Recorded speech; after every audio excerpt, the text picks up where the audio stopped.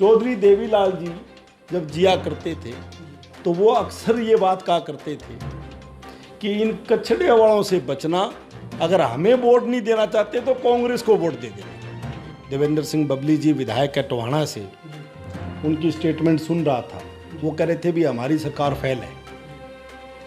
अभी ताज़ा सुन रहा था, वो ये कह रहे थे भी हम तो अपना नेता भी बदल सकते हैं। जो डिप्टी सीएम है वो केवल निंदा कर रहा है, जबकि उसको चाहिए था कि किसान के ऊपर अत्याचार हो रहा है, किसान के खिलाफ अध्यादेश आ रहे हैं, तुरंत इस्तीफा दे देना चाहिए। नौकरी पर है आपका हक, चले लक्ष्य से लक्ष्य तक, बेरोजगारी से करने दो हाथ। लक्ष्य आ रहा है ऑनलाइन अपनी पूरी टीम के साथ। नमस्कार, आप देख रहे हैं द ग्राउंड नेटवर्क। मैं हूं आपके साथ विक्रम इंदौरा।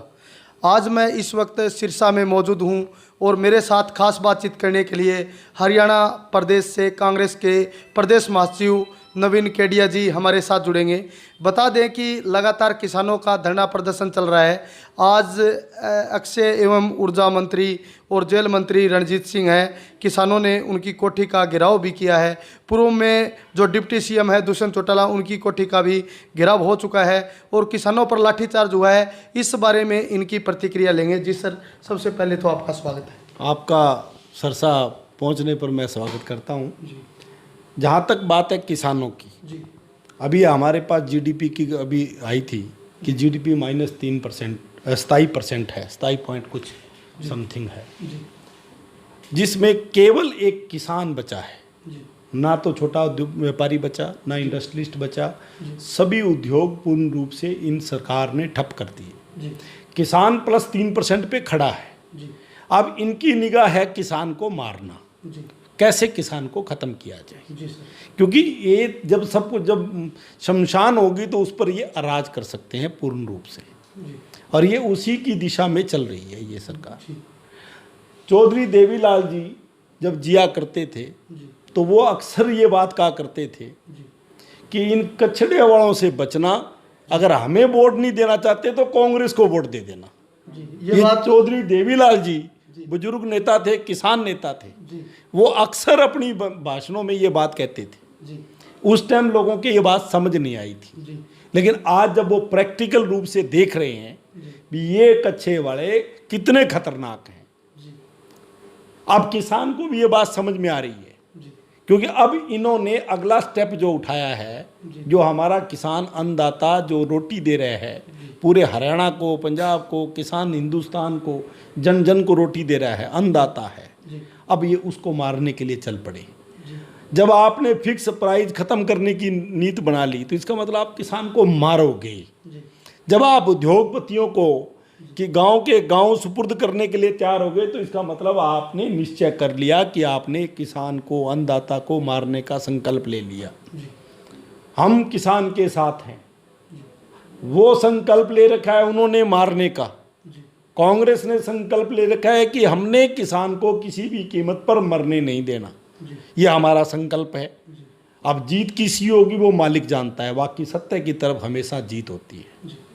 केडिया जी, जो डिप्टी सीएम है दुष्यंत चौटाला जी, ठीक है, वो भी चौटाला परिवार से है और कहीं ना कहीं जब चौटाला परिवार का नाम आता है तो पूर्व में उप प्रधानमंत्री रहे देवीलाल जी का भी नाम आता है। तो उनकी तरफ से ये प्रतिक्रिया ना कि लाठीचार्ज हुआ है, मैं इसकी कड़ी निंदा करता हूँ, और सरकार में भी है उनकी ये जो प्रतिक्रिया है, आप इस प्रतिक्रिया को किस नज़र से देखते हैं? देखिएगा, ये सरकार कैसे चल रही है आप लोग भली भांति जानते हो।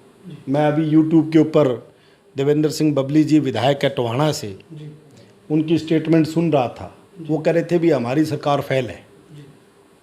अभी ताज़ा सुन रहा था, वो ये कह रहे थे भी हम तो अपना नेता भी बदल सकते हैं, दुष्यंत चौटाला को अपना नेता भी बदल सकते हैं, हमने ही उसको नेता बनाया है, हमारे कारण से ही वो डिप्टी सीएम बना है और हम उसको बदल भी सकते हैं। अभी बबली का बयान पढ़ा मैंने, सुना है।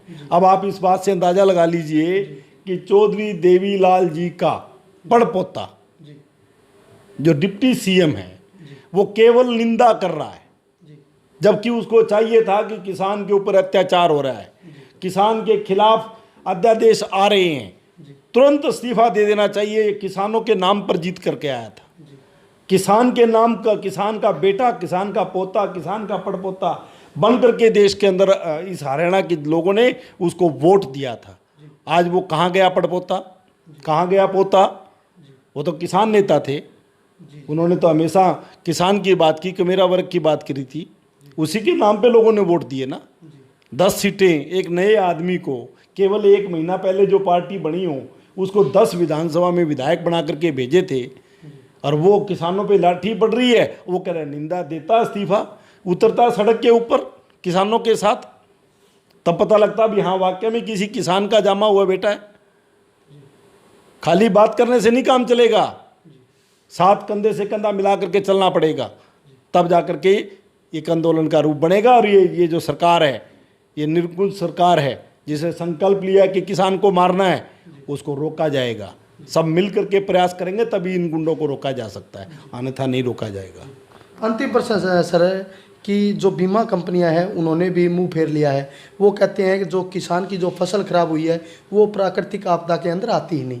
इस बारे में आपकी क्या प्रतिक्रिया? बीमा कंपनियों का कोई सिस्टम नहीं है। इस सरकार ने पहले जजिया टैक्स 495 रुपये लगाया पर एकड़ के हिसाब से, अब बीमा कंपनियों ने 1600 कुछ रुपया कर दिया।